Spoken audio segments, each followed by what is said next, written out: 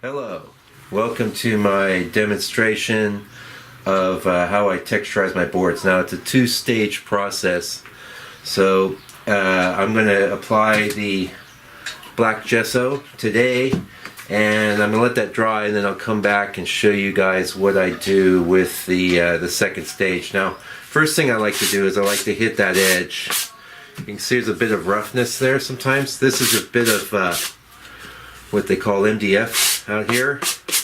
We call masonite in the US. I just get that, all the burrs off. I'm going to go ahead and do two for you just so you can get a good sense of the process. Now, I have these panels cut by a ply guy out here. And they does nice clean cuts. This is a 7x10. This is a 6x8. But I do these. Here's a 3.5x3.5. That's a finished one. Anyway, we're gonna jump in. So put a little bit of gesso on a, I don't know, you could put it on a piece of card or anything. But I start off with a pretty good chunk, and I work it on.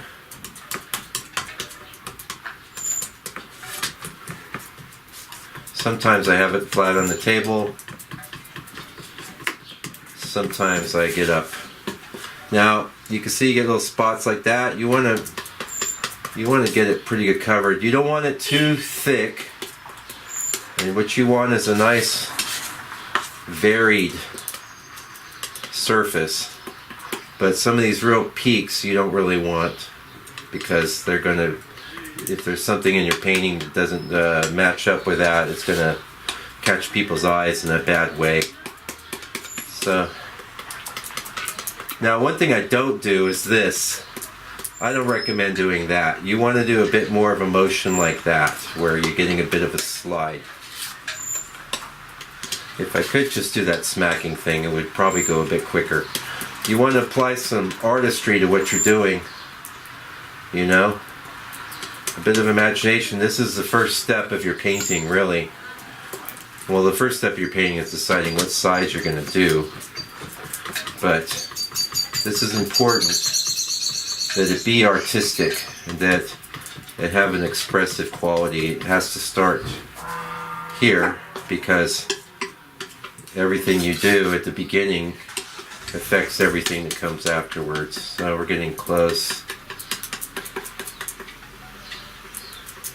Now sometimes you get thinner spots, like I kind of run out. That's why it gets me some more of this good stuff. Black goo. It's not that big a deal if you do have little bits that aren't covered, because you're going to see in step 2 where we're going to go over this with some oil paint. That's going to have to be tomorrow, because it's got to dry, and when it is dry I give it a little bit of sanding. Okay, we're getting down to the bit. Now, if I have areas that are like very flat, I will grab a little bit extra. Like, I see it, but there, I might put down a little bit more in those spots. And really, that's why you want to use a nice big palette knife. A small knife doesn't work so well, and you want to give it a bit of a kind of a slide. But what you want to do also is make sure that it's omnidirectional. In other words, like you can see here, I was starting to get a bit of a horizontal thing going. You don't really want too much of that, because again, that could mess with whatever scene you're going to do later. It's okay if you have spots that are, oh, that's actually really good there. And you see sometimes you get these like longer areas like this. You do want to be aware of those. But you don't want to pick at it too much. If you pick at it too much for too long, you can see I have some areas where that's just the board. That's okay too. A bit of that's okay. Now, one other thing I'll do is like I might come along and just get these glops, if there are any big glops.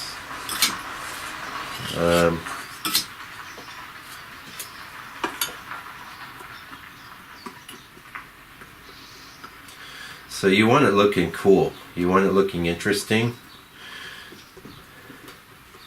This is based on what John Francis Murphy used to do. And he would work very extensively to make something quite interesting before he ever started painting. And that's the approach that I take as well. So that's pretty much done. And you got the point. You don't need the 6x8, do you? Yeah? You want to see the 6x8 too? Alright. Show him another demonstration. That's fine. That was my wife in the background. And she's our videographer today. So one thing I do is I kind of like to glop it along the edges like that, so I can work off the edge. And you don't want too much coming off the side, but it's almost, whatever you do is almost fine with this. It's very flexible, and you'll develop your own techniques that you like. You could do a very, very fine. Again, I don't think the smack thing like that, I don't think that's a good look. With those peaks, those won't work well in your painting. You want a little bit of peak action, but not too much. And again, you want some, you can see, you'll feel it when you start doing this. You can feel the gesso contacting with the board. You need a good amount there, not too much. See, I kind of do a pull and smack. You get some interesting textures, which add up to interesting paintings. And you'll see in our step 2. So when I first started doing this, I basically just kind of brushed over some of my favorite ground color that I like to paint with. Oh, by the way, the reason I use black instead of white, you can get this stuff in white as well, is that I work on a dark colored ground, and I don't want to scratch through the painting or anything, or dig through the painting and have big spots of white coming through. So the black just works better for me. It's already dark. And so the paint we're going to be applying tomorrow, you'll see, is not as dark. It's going to be burn umber. Getting close. So see, some of these are not so great. These big smooth areas like we have here, but that's okay. They're pretty easy to. Right now we're almost done covering. I will take a minute sometimes just make sure and get any of those little spots. Now when I go over those, I make sure I have a little bit more gesso on the knife. You don't want to, because it's already a bit thin there. It's okay to have a good amount of gesso on this board. The thing you don't want is too smooth or too peaky. You want it right in the sweet spot in between. And you can get some nice effects by just lightly moving it over the top, but you don't want to do too much of that either, because what happens is you get a lot of smooth areas, and the smooth areas will look incongruous when you're painting. Everything else will have a nice texture, but this bit will be some of these bits might be too smooth. Alright, that's going pretty good. And so we clean up that edge. And the best idea is not to have too much over the edge anyway. It looks pretty good. You can see it's not really as effective with the little knife, but you can do a little work. You could pick at this all day long. You don't want to do that. You want to keep it feeling organic. That's it. So we'll be back tomorrow with part 2. Okay, we're back. Now I don't have my videographer assistant here today, so I'm going to attempt to finish this on my own. This is the boards that are dry from the first pass. You can see it's got a texture, but it's not too intense. We have some spots and there may be a little greater. First thing we do,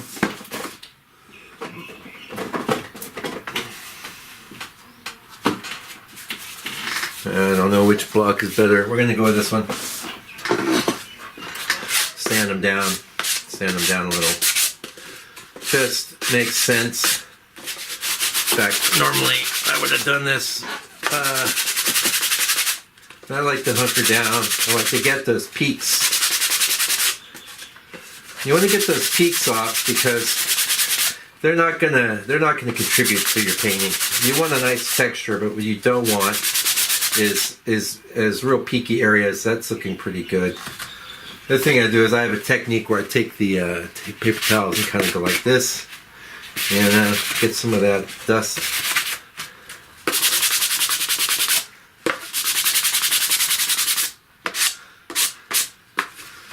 I like to kind of get the edges a little too. That one's done.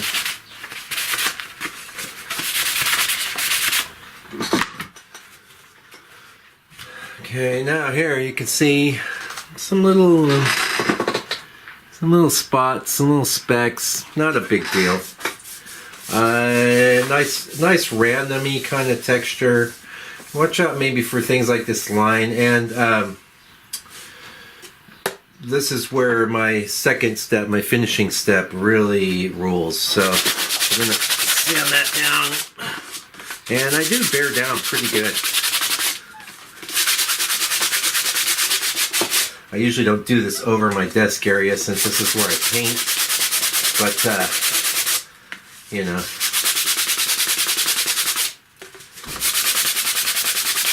Sometimes too on these blocks I've noticed to use the side you get a little better. You see, taking things down. Same thing there too. I like to get those edges. You get clumps hanging on the edges. That can interfere with your frame.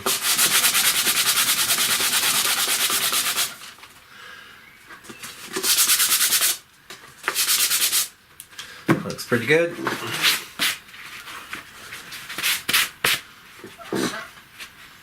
And you can see I've got a bit of dust here. Let's go ahead and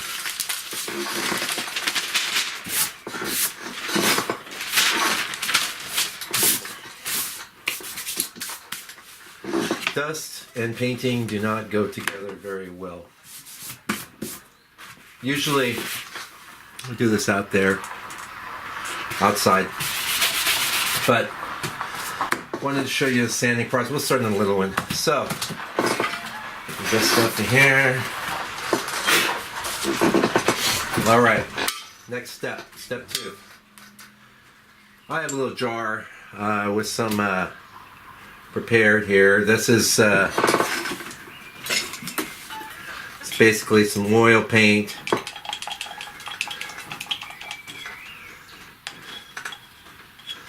That's been burnt umber, thinned with some of this, not too thin. And I make a big bunch of this, put the lid on, jar keeps it good. So, get some of my brush. Okay. And I do start off just by, initially I was just brushing it on, right? But now I like to do this a bit. Now, the thing is, you need to make sure that you've got enough paint that you're going to get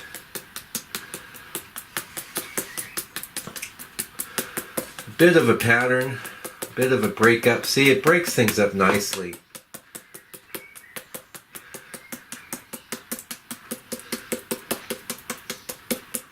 You want to watch out. See these lines here? You want to break those up.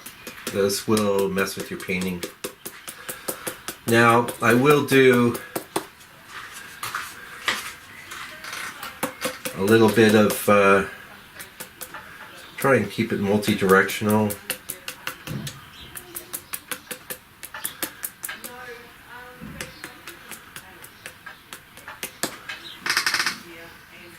As far as how much you use, you don't want too much, I'll tell you that. This also has the benefit, of course, of covering up any of those little white spots. And now Now you could do this all day long. There's comes a time. You can see I've got this sort of heavily raised area here. That's typically what you'd get if you just laid it on real thick. I'm not going to worry about. I don't worry about those. I don't worry about much. But try and not have anything going one set direction. I'll turn it a little.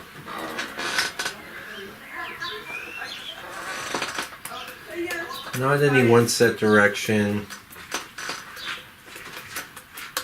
That one's done. Next one. So it looks like this now. And you could paint on this. I mean, this is actually fine. But I like to have a ground color. So in the process, I was just originally painting it on like that. But when I sort of discovered that if I smacked it a little, I could get a nice texture that sort of worked with the gesso texture. And this is what you want.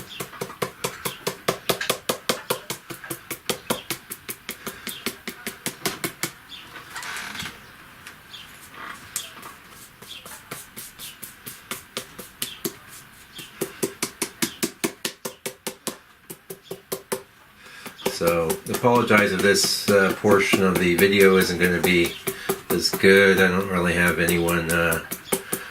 My wife was going to help out, but she got felt a little bit sick with some stomach flu or something. So she couldn't help me with this part 2 yesterday, which was Sunday. This is Monday. Now, you see how my paint's getting a bit thin there. Time to get more paint. And I like to hold it up in the air, but sometimes I will lay it flat on the table as well. That's why I have this piece of newspaper down.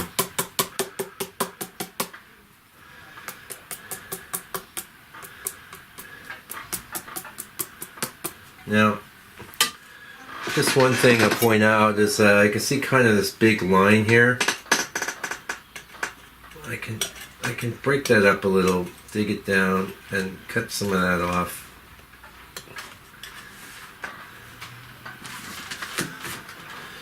You don't want any big lines.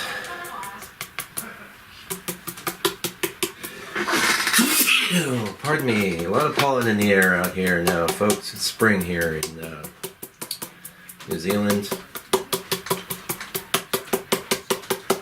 So you can see how this gives a really awesome texture for painting. And now, this is not going up on YouTube, this video. This video is strictly for mailing list. So if you want to know things like this, better tell your mates to join the mailing list. Hey, Denny, quiet. So now I kind of take a look, appraise things. You really watch out for, this is a 10, by the way. I think too small a brush is not good for this. Too big a brush not good either, because what you don't want is a bunch of like little straight lines.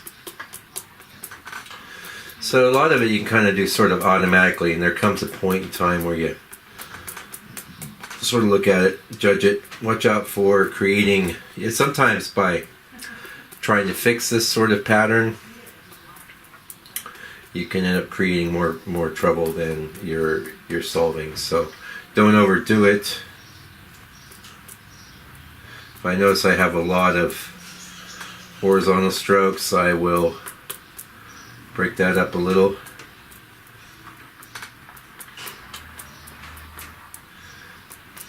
Just, we want it kind of random, but kind of not. And that is that. So, that's done. There you go. All good.